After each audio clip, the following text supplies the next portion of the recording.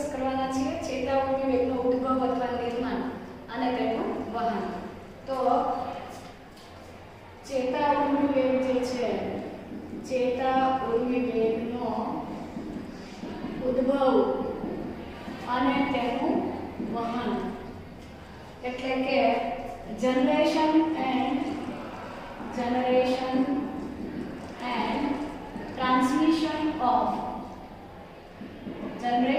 transmission of love impulse. ચેતા ઉર્મિવેગ છે ઉદ્ભવ પામવો. પહેલો પ્રશ્ન છે કે ચેતા ઉર્મિવેગ ખરેખર શું છે? ચેતા ઉર્મિવેગ એ બીજ રાસાયણિક સંદેશો છે કે જે બહારના અથવા અંદરના આંતરિક પર્યાવરણમાંથી આવતી જે સંવેદના કે ઉત્તેજનાઓ છે તેનો મગજ અથવા મધ્યસ્થ ચેતાતંત્ર સુધી વહન કરે છે. દાખલા તરીકે બહારથી અથવા તો અંદરથી આવતી ઉત્તેજનાઓ છે એ સ્પર્શ સ્વરૂપે હોઈ શકે, ગંધ સ્વરૂપે હોઈ શકે, સ્વાદ સ્વરૂપે હોઈ શકે કે કોઈ અવાજ હોઈ શકે. તો બહારથી આવનારી ઉત્તેજનાઓનું વહન અથવા મગજ સુધી કે મધ્યસ્થ ચેતાતંત્ર સુધી આ સંદેશો પહોંચાડવાની ક્રિયા એટલે ખરેખર તો ઉર્મિવેગનું નિર્માણ અને એનું વહન કહી શકાય. તો સામાન્ય રીતે ચેતાકોષો જે છે એટલે કે ન્યુરોન્સ જે છે, ન્યુરોન્સ આર એક્સાઇટેબલ સેલ્સ એટલે કે ચેતાકોષ એ એક્સાઇટેબલ સેલ છે એટલે કે ઉત્તેજનાશીલ કોષો છે. ઉત્તેજનાશીલ કોષો છે ધેટ મીન્સ કે એ કોઈ બહારથી આવતી સંવેદના કે કોઈ ઉત્તેજના છે એના પ્રત્યે ઉત્તેજિત થઈ અને કોઈ પ્રતિચાર આપવા માટે તૈયાર થાય છે. તો એ ઉત્તેજનાશીલ કોષો છે. અને સામાન્ય સ્થિતિ એટલે જ્યારે કોઈ પણ પ્રકારના ઉર્મિવેગનું વહન નથી થતું એવી સ્થિતિ, રેસ્ટિંગ ફેઝ જે છે, જ્યારે કોઈ પણ પ્રકારના ઉર્મિવેગનું વહન ન થતું હોય એવી પરિસ્થિતિ જે છે એને આપણે વિશ્રામિક પરિસ્થિતિ કહીએ. તો એ પરિસ્થિતિ દરમિયાન ચેતાકોષનો ચેતાપટલ જે છે એ સામાન્ય રીતે ધ્રુવીકૃત અવસ્થામાં હોય છે, ધ્રુવીકરણ પામેલો હોય એટલે કે પોલરાઇઝ થયેલો હોય છે. પોલરાઇઝ થવું એટલે શું? ધ્રુવીકૃત થવું એટલે શું? કોઈ પણ અક્ષતંતુ અથવા કોઈ પણ કોષરસ પટલ જે છે એની બહારની તરફ પોઝિટિવ અથવા નેગેટિવ ચાર્જ હોય એટલે કે એક તરફ ધન વીજભાર અને બીજી તરફ ઋણ વીજભાર હોય તો આ વીજભારનો જે તફાવત હોય એ પરિસ્થિતિ એટલે બહારનો વિસ્તાર જો ધનભાર ધરાવતો હોય, ધન વીજભારિત હોય, પોઝિટિવલી ચાર્જ હોય તો એને આપણે એનોડ કહી શકીએ. અંદરની સપાટી ઋણ વીજભારિત હોય એટલે કે નેગેટિવલી ચાર્જ હોય તો આપણે એને કેથોડ કહી શકીએ. તો આ એક એવી પરિસ્થિતિ કે જ્યારે ધનધ્રુવ અને ઋણધ્રુવ જેવી સ્થિતિ દેખાય એટલે આ પરિસ્થિતિને ધ્રુવીકરણ અથવા ધ્રુવીકૃત પરિસ્થિતિમાં રહેલો ચેતાકોષ છે એવું કહી શકાય છે. તો જ્યારે કોઈ પણ પ્રકારનો ઉર્મિવેગ પસાર નથી થતો ત્યારે તેઓ ધ્રુવીકરણ પામેલા હોય છે. પણ શા માટે ધ્રુવીકૃત પામેલા છે? અથવા આપણે એવું કહીએ કે ધારો કે આ એક અક્ષતંતુ છે અને જ્યારે કોઈ પણ પ્રકારનો ઉર્મિવેગ પસાર નથી થતો એ કન્ડિશનમાં એની અંદરની સપાટી પર ઋણ વીજભાર છે અને બહારની સપાટી પર ધારો કે ધન વીજભારિત હોય છે એવું આપણે સમજીએ તો પ્રશ્ન એ છે કે બહારની સપાટી અને અંદરની સપાટી ઉપર આવો વીજભારનો તફાવત કેવી રીતે છે? બહાર ધન વીજભાર જ કેમ વધી ગયો અને અંદર ઋણ વીજભાર કેવી રીતે વધ્યો? તો ચાલો સમજીએ. જ્યારે કોઈ ઉર્મિવેગ પસાર નથી થતો એવી પરિસ્થિતિ એટલે ચેતાક્ષ પડની વિશ્રામી અવસ્થા, રેસ્ટિંગ ફેઝ જે છે એ દરમિયાન ચેતાકોષનો કોષરસ પટલ એટલે કે ચેતાપડ, વિશ્રામી અવસ્થા દરમિયાન ચેતાપડ અથવા સેલ મેમ્બ્રેન કોષરસ પટલ એ સામાન્ય રીતે પોટેશિયમ આયનો માટે વધારે પ્રવેશશીલ હોય છે. મતલબ કે પોટેશિયમ આયનોને પસાર થવાની પરિસ્થિતિ સર્જાય છે, પરવાનગી આપે છે. પોટેશિયમ માટે વધુ પ્રવેશશીલ છે. જ્યારે સોડિયમ આયન અને ઋણ વીજભારિત પ્રોટીન માટે, સોડિયમ આયન તેમજ ઋણ વીજભારિત પ્રોટીન્સ માટે લગભગ અપ્રવેશશીલ હોય છે. ઋણ વીજભારિત પ્રોટીન્સ માટે કેવું છે? અપ્રવેશશીલ છે. ઇન શોર્ટ, પોટેશિયમ આયનો જે છે એ બહારથી અંદર આવી શકે છે. એટલે ધારો કે બહારની તરફ જેટલા પોટેશિયમ હતા એ પોટેશિયમ આયનો અંદર આવવા માંડે છે. પરંતુ સોડિયમ માટે તો કેવું બીજી તરફ ઋણ વીજભારિત પ્રોટીન્સ અંદરની તરફ છે પણ એ બહાર નથી જઈ શકતા. એ કારણથી અંદરની સપાટી ઋણ વીજભારિત બને છે અને બહારની સપાટી ધન વીજભારિત. ચાલો તો સાંદ્રતાનો ઢોળાંશ સર્જવા માટે સોડિયમ પોટેશિયમ પંપ પણ જવાબદાર છે. આ સોડિયમ પોટેશિયમ પંપ શું કરે છે? સામાન્ય વિશ્રામી પરિસ્થિતિમાં એટલે કે જ્યારે ચેતાકોષમાંથી કોઈ પણ પ્રકારનો ઉદ્વેગ પસાર નથી થતો એ પરિસ્થિતિ દરમિયાન આ જે અક્ષતંતુ અથવા ચેતાકોણ જે છે એમાં સોડિયમ પોટેશિયમ પંપ સક્રિય થાય છે.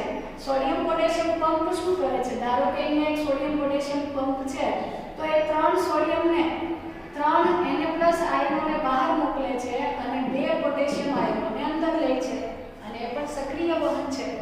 એટલે કે સાંદ્રતા ઢોળાંશની વિરુદ્ધ વહન કરે છે અને પરિણામે સોડિયમ પોટેશિયમ પંપની પરિસ્થિતિ અથવા તેની ક્રિયાવિધિના લીધે 3 સોડિયમ આયનો બહાર જાય છે અને બદલામાં 2 પોટેશિયમ આયન જે છે એ અંદર આવે છે. એના કારણે શું થાય છે? બહારની તરફ સોડિયમની સાંદ્રતા વધી જાય છે. બહારની તરફ સોડિયમ આયનની સાંદ્રતા વધુ અને અંદરની તરફ કોષરસ પટલની અંદરની તરફ અથવા તો ચેતાપળની અંદરની તરફ પોટેશિયમની સાંદ્રતા વધી જાય છે. આ પરિસ્થિતિ એટલે વિશ્રામી કલાવિક સ્થિતિમાં તો સામાન્ય રીતે આ સોડિયમ પોટેશિયમ પંપના લીધે ચેતાપળ અથવા તો એક્ઝોલેમા જે છે અક્ષતંતુની ફરતેનું આવરણ એટલે એક્ઝોલેમાની બહારની તરફ પોટેશિયમ આયનોનું પ્રમાણ વધી જાય છે. પોટેશિયમ આયનોનું પ્રમાણ વધુ હોય છે અને અંદરની તરફ જે છે એ બહારની તરફ પોટેશિયમ બહારથી અંદર આવ્યા એટલે બહારની તરફ સોડિયમ વધારે છે અને અંદરની તરફ પોટેશિયમ વધારે છે. ત્યાર પછી બહારની સપાટી વધારે સોડિયમ આયનોના કારણે બહાર અને અંદર એક અલગ વીજભાર. અહીંયા આપણે કહી શકીએ કે બહારની તરફ સોડિયમ વધારે છે તો અંદરની તરફ સોડિયમ ઓછા છે, અંદરની તરફ પોટેશિયમ વધારે છે તો બહારની તરફ પોટેશિયમ ઓછા છે. આ પરિસ્થિતિ જે છે એને સાંદ્રતા ઢોળાંશ એટલે કે કોન્સન્ટ્રેશન ગ્રેડિયન્ટ જે છે સાંદ્રતા ઢોળાંશ અથવા કન્સન્ટ્રેશન ગ્રેડિયન્ટ જે છે એ સર્જાય છે. અને આ કન્સન્ટ્રેશન ગ્રેડિયન્ટના લીધે સાંદ્રતા ઢોળાંશના લીધે ઉર્મિવેગના વહનમાં આપણને વધારે ખ્યાલ આવશે કે કોષને કેવી રીતે મદદ પ્રાપ્ત થાય છે, કેવી રીતે સંદેશો વહન થાય. આ ઉપરાંત ચેતાકોષના ચેતાતંતુની બહારની તરફ ધન વીજભાર જમા થાય છે સોડિયમ આયનોની સાંદ્રતાથી. અંદરની તરફ પોટેશિયમ પણ છે, પોટેશિયમ ધન વીજભારિત છે પરંતુ એની કમ્પેરિઝનમાં ઋણ વીજભારિત પ્રોટીન્સ વધારે છે એટલે અંદરની તરફ પ્રમાણમાં ઋણ વીજભાર જોવા મળે છે. બહારની તરફ ધન વીજભાર અને અંદરની તરફ ઋણ વીજભાર સર્જાય છે. આ પરિસ્થિતિ કે જે દરમિયાન બહારની તરફ સોડિયમની સાંદ્રતા વધુ, અંદરની તરફ સોડિયમની સાંદ્રતા ઓછી. ચેતાકોષની અથવા તો અક્ષતંતુના ચેતાપળની બહારની તરફ સોડિયમની સાંદ્રતા વધુ, પોટેશિયમની સાંદ્રતા ઓછી. અંદરની તરફ સોડિયમ ઓછો અને પોટેશિયમ વધારે. તેમજ બહારની તરફ ધન વીજભાર અને અંદરની તરફ ઋણ વીજભાર. આ પરિસ્થિતિને રેસ્ટિંગ પોટેન્શિયલ અથવા વિશ્રામી કલાવીજ સ્થિતિમાન કહેવાય છે. વિશ્રામી કલાવીજ સ્થિતિમાન અથવા રેસ્ટિંગ પોટેન્શિયલ તરીકે ઓળખવામાં આવશે. તો રેસ્ટિંગ પોટેન્શિયલ એટલે રેસ્ટિંગ ફેઝ, જ્યારે કોઈ ઉર્મિવેગ નથી એ દરમિયાન જે ઇલેક્ટ્રિક પોટેન્શિયલ છે એને આપણે કહીશું વિશ્રામી કલાવીજ સ્થિતિમાન.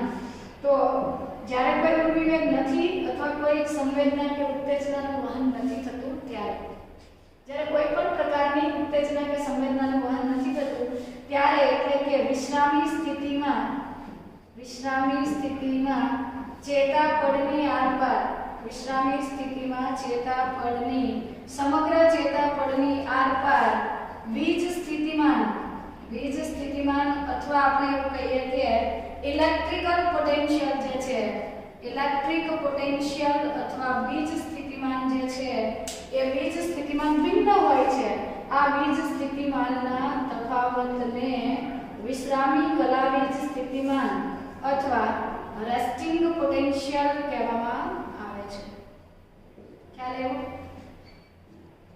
વિશ્રામી કલાવીજ સ્થિતિમાન એટલે ચેતાતંતુમાંથી કોઈ પણ પ્રકાર ઉત્તેજનાનું વહન નથી થતું. એવી પરિસ્થિતિમાં ચેતાપળની બહારની સપાટી ધન વીજભારિત છે, અંદરની સપાટી ઋણ વીજભારિત છે. આ પરિસ્થિતિ જે છે એટલે કે સમગ્ર ચેતાપળની આરપાર વિદ્યુત સ્થિતિમાનનો તફાવત, ઇલેક્ટ્રિક પોટેન્શિયલનો ગ્રેડિયન્ટ એટલે વિશ્રામી કલાવિત સ્થિતિમાન. જ્યાં સુધી કોઈ બહારથી કોઈ સંવેદના, કોઈ ઉત્તેજના નથી આવતી ત્યાં સુધી સોડિયમ પોટેશિયમ પંપની મદદથી બહારની તરફ સોડિયમ વધારે, અંદરની તરફ પોટેશિયમ વધારે, બહારની તરફ ધન વીજભાર, અંદરની તરફ ઋણ વીજભાર, આવો એક સાંદ્રતા અને વિદ્યુત ભારનો ગોળાંશ જળવાય છે. આ પરિસ્થિતિ એટલે વિશ્રામી કલાવિત સ્થિતિમાન. આના પછી આ વિશ્રામી કલાવિત સ્થિતિમાનમાં કોઈ ડિસ્ટર્બન્સ થાય તો ઉર્મી વેગનો ઉદ્ભવ થયો અથવા તેનું વહન થયું એવું કહી શકાય. ચાલો વિશ્રામી કલાવિત સ્થિતિમાન પછી સમજીએ ચેતા ઉર્મી વેગનો ઉદ્ભવ અને ચેતાક્ષ પર એનું વહન. તો generation as well as transmission of nerve impulse, transmission of nerve impulse, transmission of nerve impulse. Generation એટલે કે ઉદ્ભવ અને ટ્રાન્સમિશન એટલે કે વહન. ચેતાક્ષ પળની અંદર ઉર્મી વેગનું વહન કેવી રીતે થશે અને એ કેવી રીતે આગળ વધશે એ સમજીએ તો ધારો કે આ એક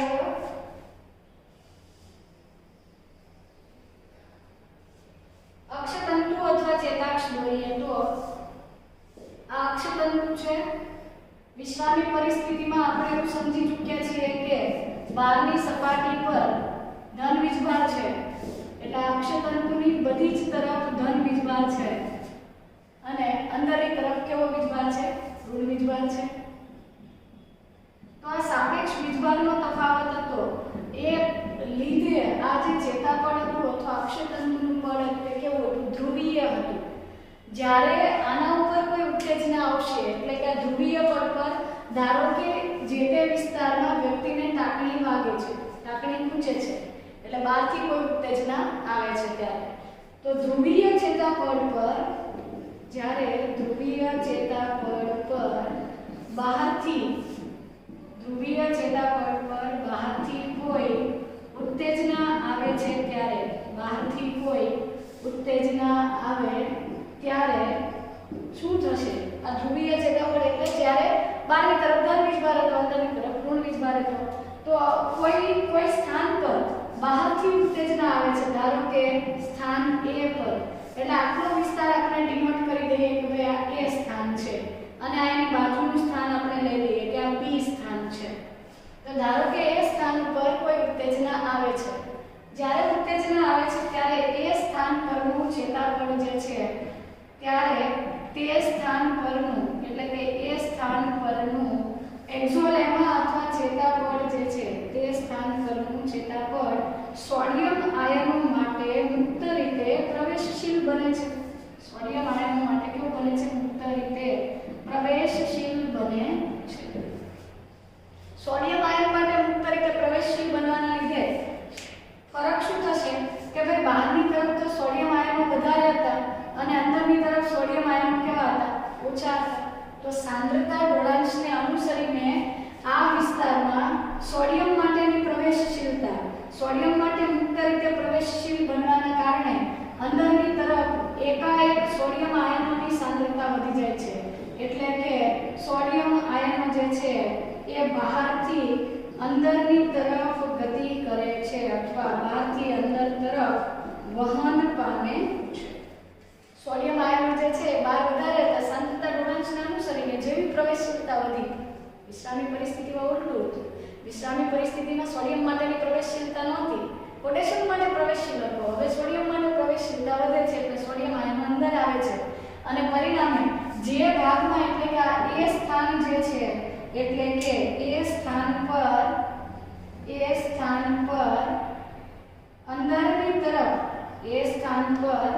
અંદરની તરફ વીજભાર ઉલટો થઈ જાય છે. સોડિયમ આયનો બહુ જ વધારે આવી ગયા, પોટેશિયમ બહાર નથી જતા, ઋણ વીજભારિત પ્રોટીન તો બહાર જઈ જ નથી શકતા કારણ કે કદમાં મોટા છે. તો સોડિયમ આયનો અંદરની તરફ આવે છે. એ સ્થાન પર અંદરની તરફ પરિસ્થિતિ બદલાઈ જાય છે, અંદરની તરફ ધન વીજભાર સર્જાય છે.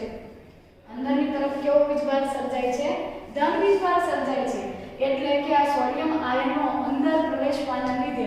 એટલે ધારો કે આપણે આ પરિસ્થિતિ અહીંયા દોરીએ તો અંદરની તરફ એ પોઝિશન હતી ત્યાં ઉલટું થઈ ગયું, વિધ્રુવીકરણ થઈ ગયું. એટલે કે એ સ્થાન પર ઉત્તેજનાના કારણે ઉત્તેજના આવતા તે જગ્યા પર વિધ્રુવીકરણ અથવા ડીપોલરાઇઝેશન થયું એવું કહી શકાય. આ ડીપોલરાઇઝેશન થઈ ગયું, વિધ્રુવીકરણ થઈ ગયું. સેમ ટાઈમે એ જ પરિસ્થિતિમાં એના બાજુની જે રેનવીયરની ગાંઠ છે ત્યાં તો અંદરની તરફ ઋણ વીજભાર છે અને ધન વીજભાર પણ બહારની તરફ છે. એટલે કે એ સ્થાન જે છે એના ઉપર આ વિદ્યુત સ્થિતિમાનનો તફાવત ઉલટાઈ ગયો. આ પરિસ્થિતિને એટલે કે અંદરની તરફ ઋણ વીજભાર હતો એના બદલે ધન વીજભારિત થઈ ગયું. અંદરની તરફ ઋણ વીજભાર અને બહારની તરફ અંદર ઋણ વીજભાર એટલે ધન વીજભારિત થઈ ગયું. બહારની સપાટી જે છે એ ધન વીજભારિત હતી એના બદલે ઋણ વીજભારિત થઈ ગઈ. આ વીજભાર જે છે એ બદલાઈ ગયો. વિદ્યુત સ્થિતિમાનનો તફાવત જે છે એ બદલાયો અને આ પરિસ્થિતિ જે છે તેને સક્રિય કલાવીજ સ્થિતિમાન અથવા વિધ્રુવીકરણ કે એક્શન પોટેન્શિયલ તરીકે ઓળખવામાં આવે છે. એક્શન પોટેન્શિયલ કહેવાય. ઉર્મિવેગનો ઉદ્ભવ થઈ ગયો. જેવી ઉત્તેજના આવી એટલે સોડિયમ માટેની પ્રવેશશીલતા વધી ગઈ. મુક્ત રીતે પ્રવેશશીલ થયું. સોડિયમ અંદર આવ્યું. સોડિયમની સાંદ્રતા વધવાના કારણે અંદરની સપાટી ધન વીજભારિત બની. બહારથી સોડિયમ અંદર આવે છે તો એવું નથી કે અંદરના પ્રોટીન બહાર ગયા, એવું નથી થતું. સોડિયમ આયનો અંદર આવવાના કારણે બહારની તરફ ઓવરઓલ જે ધન વીજભાર હતો એ ઘટી ગયો. તો સાપેક્ષ ધન વીજભાર ઘટવાથી ત્યાં પરિસ્થિતિ કેવી થઈ ગઈ? ઋણ વીજભારિત થઈ ગઈ. અને એના પરિણામે આ પરિસ્થિતિ જે છે એને આપણે કીધું ઉર્મિવેગનો ઉદ્ભવ, સક્રિય કલાવીજ સ્થિતિમાન. એટલે તમે એની વ્યાખ્યા એવી પણ લખી શકો કે જ્યારે ચેતાપડ પર કોઈ ઉત્તેજના આવે અથવા ઉર્મિવેગ આવે, બહારથી કોઈ ઉત્તેજના આવે તે દરમિયાન જે તે સ્થાનના ચેતાપડની આરપાર વિદ્યુત સ્થિતિમાનનો તફાવત એટલે સક્રિય કલાવીજ સ્થિતિમાન. બરાબર.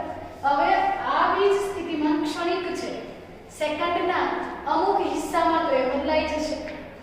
એટલે કે સોડિયમ આયનો જે છે અથવા આ ધન વીજભાર છે એ થોડાક સમયમાં જ ટૂંક સમયમાં એ સ્થાનથી બી સ્થાન પર શિફ્ટ થઈ જાય છે, સ્થળાંતરિત થઈ જાય છે. એ સ્થાનથી બી સ્થાન તરફ ઉર્મિવેગ જે છે અથવા સોડિયમ આયન સ્થળાંતરિત થવાના કારણે અહીંયા બાજુનો વિસ્તાર જે છે એ કેવો બની જાય છે? ધન વીજભારિત બની જાય છે. બાજુનો વિસ્તાર ધન વીજભારિત બને છે તો આ એ સ્થાન પર પાછો ઋણ વીજભાર આવે છે અને આ વીજભારનું ચક્ર પૂરું કરવા અહીંયાનો ધન વીજભાર છે એ સ્થાન પર ખસી જાય છે. એટલે પરિસ્થિતિ અહીંયા પાછું ધન ભારિત થઈ ગયું અને આ પરિસ્થિતિ ઋણ વીજભારિત થઈ ગઈ. એટલે આપણે એવું લખીએ કે એ સ્થાન પરનો ઉર્મિવેગ, એ સ્થાન પરનો વીજકીય તફાવત અથવા ઉર્મિવેગ અથવા ધન વીજભાર, અંદરની તરફનો ધન વીજભાર બી સ્થાન તરફ ખસે છે. બી સ્થાન તરફ ખસે છે અને પરિણામે બી સ્થાન પરની અંદરની સપાટી જે છે એ ધન વીજભારિત થાય છે, પોઝિટિવલી ચાર્જ થાય છે. અને વીજભારનું આ ચક્ર પૂરું કરવા માટે, વીજભારનું ચક્ર કમ્પ્લીટ કરવા માટે બી સ્થાન પરથી ધન વીજભાર, બી સ્થાન પરનો ધન વીજભાર કે જે બહારની તરફ છે, એ બહારની તરફ રહેલો ધન વીજભાર જે છે એ સ્થાન પર જતો રહે છે અને એના કારણે એ સ્થાન છે એમાં બહારની તરફ ધન વીજભાર અને અંદરની તરફ ઋણ વીજભાર. એ સ્થાન પરનો ધન વીજભાર પહેલા હતો સોડિયમના કારણે, એ ધન વીજભાર પહેલા બી સ્થાન પર ગયો એટલે અહીંયા ઋણ વીજભાર થઈ ગયો, અહીંયા ધન વીજભાર થઈ ગયો. હવે અહીંયા તો ઓલરેડી ધન વીજભાર હતો, બે ધન સાથે રહી શકતા નથી એટલે આ ઋણ વીજભારિત ઘટકો અહીંયાના ધન વીજભારિત ઘટકોને અટ્રેક્ટ કરી લે છે, ખેંચી લે છે.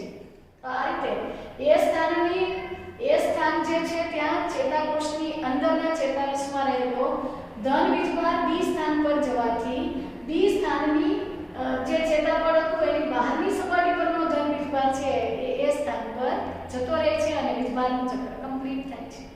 પરંતુ આપણે એક વસ્તુ એ પણ નોંધીએ કે વિશ્રામી પરિસ્થિતિ જ્યારે હતી, જ્યારે કોઈ ઉર્મી વેગ નહોતો, તો વિશ્રામી પરિસ્થિતિ દરમિયાન પણ તમે જે તે ચેતાપડ અથવા ચેતાતંતુ ઉપર વીજભાર માપી શકો છો અને એ ડ્યુરેશનમાં જો આપણે વિદ્યુત સ્થિતિમાન માપવા જઈએ તો સામાન્ય રીતે એ 70 મિલીવોલ્ટ જેટલું વિશ્રામી પરિસ્થિતિમાં અક્ષતંતુની આરપાર વિદ્યુત સ્થિતિમાનનો તફાવત -70 મિલીવોલ્ટ હોય છે. જ્યારે સક્રિય કલાવીજ સ્થિતિમાન એટલે એક્શન પોટેન્શિયલ થાય ત્યારે એ વીજભાર વધીને 30 મિલીવોલ્ટ જેટલો થઈ જાય છે. તો આ વિદ્યુત સ્થિતિમાનની અંદર શું થયો? વધારો થયો. પરંતુ આપણે એ વસ્તુ યાદ રાખવાની છે કે સક્રિય કલાવીજ સ્થિતિમાનમાં સોડિયમ માટેની પ્રવેશશીલતા, જે તે કોષમાં સોડિયમ આયન માટેની પ્રવેશશીલતા જે છે એ ક્ષણિક હોય છે, ટૂંકજીવી હોય છે. It is followed by permeability of potassium, એટલે કે ટૂંક સમયમાં તેને અનુસરીને પોટેશિયમની પ્રવેશશીલતા રસસ્તરમાં વધી જશે. એટલે થોડા ટાઈમ સુધી આવું થશે કે સોડિયમ આયનો અંદર ભરાતા જશે, જમા થતા જશે, વિધ્રુવીકરણ આગળ વધતું જશે. એક ગાંઠથી બીજી ગાંઠ, બીજા પરથી ત્રીજી, ત્રીજા પરથી ચોથી. આમ અક્ષતંતુમાં સળંગ ઉર્મી વેગનું વહન થશે. પણ આ ટૂંક સમયમાં સેકન્ડ, 1 મિલીસેકન્ડ જેટલા સમયની અંદર તો એ વહન થઈ જાય છે. બાદમાં આ અક્ષતંતુનું ચેતાપડ જે છે સોડિયમ માટે પ્રવેશશીલતા ગુમાવે છે, ફરી પાછું એ પોટેશિયમ માટે પ્રવેશશીલ બને. એટલે ફરી પાછી પરિસ્થિતિ તો એઝ ઇટ ઇઝ થઈ જશે. ફરી પાછું સોડિયમ પોટેશિયમ તંતુ સક્રિય થાય છે, 3 સોડિયમ આયન બહાર જાય છે, 2 પોટેશિયમ આયન અંદર આવે છે. બહારની તરફ સોડિયમની સાંદ્રતા વધી જાય, અંદર સોડિયમ ઓછો થઈ ગયો. બહારની તરફ પોટેશિયમ ઓછો થઈ ગયો, અંદર સોડિયમ વધી ગયું. તો આ સાંદ્રતાનું વળાંક સર્જાયો. ફરીથી પાછો બહાર ધન વીજભાર ને અંદર ઋણ વીજભાર. ફરી પાછો વિશ્રામી કલાવીજ સ્થિતિમાન, એટલે કે તમે ધારો કે આપણે એનું માપન કરીએ કેથોડ ઓસિલેટર અથવા તો એની મદદથી, મતલબ કે તમે વોલ્ટમીટર મૂકીને ઉર્મી વેગનું માપન કરો તો વિશ્રામી પરિસ્થિતિમાં ફરી પાછું તમને -70 મિલીવોલ્ટ જેટલો વોલ્ટેજ મળશે. અને ફરી પાછો જો કોઈ ઉર્મી વેગ, કોઈ ઉત્તેજના આવી, ઉર્મી વેગનો ઉદ્ભવ થયો, સોડિયમ માટેની પ્રવેશશીલતા વધી, ધન વીજભારિત એટલે ઋણ વીજભારિત મતલબ વિધ્રુવીકરણ થયું, પાછો ઉર્મી વેગની તીવ્રતા અનુસાર વોલ્ટેજ વધી જશે. આમ આ જે ઉર્મી વેગનું વહન છે એમાં વિશ્રામી પરિસ્થિતિમાં ચેતાપડ ધ્રુવીકૃત હોય છે, બહાર ધન અને અંદર ઋણ. ઉત્તેજના આવતાની સાથે તે વિધ્રુવીકૃત થાય છે, એટલે કે ઉલટી પરિસ્થિતિ, બહારની તરફ ઋણ વીજભાર અને અંદરની તરફ ધન વીજભાર. પરંતુ આ વીજભારનો જે તફાવત છે એ કેવો હોય છે? ક્ષણિક હોય છે. એ એક રેડિયનની ગાંઠથી બીજી ગાંઠ તરફ, બીજાથી ત્રીજા સ્થાન પર સતત ફરતો રહે છે અને ટૂંક સમયમાં તો પરિસ્થિતિ પાછી વિશ્રામી સ્થિતિ જેવી થઈ જાય. બરાબર? તો આ રીતે ઉર્મી વેગનો ઉદ્ભવ અને તેનું વહન